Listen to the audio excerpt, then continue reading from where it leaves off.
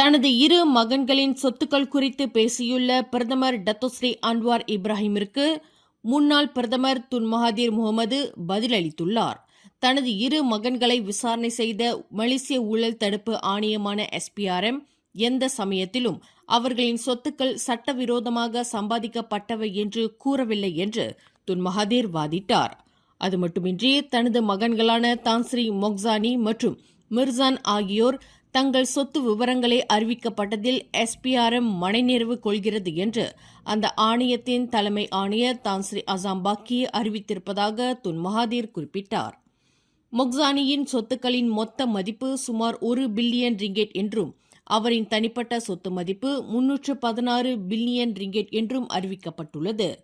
Mirzan சொத்துக்களின் மொத்த மதிப்பு 246.2 பில்லியன் ரிங்கெட் என்றும் தனிப்பட்ட சொத்துக்களின் மதிப்பு 120 மில்லியன் ரிங்கெட் என்றும் இதற்கு முன்பு அறிவிக்கப்பட்டுள்ளது.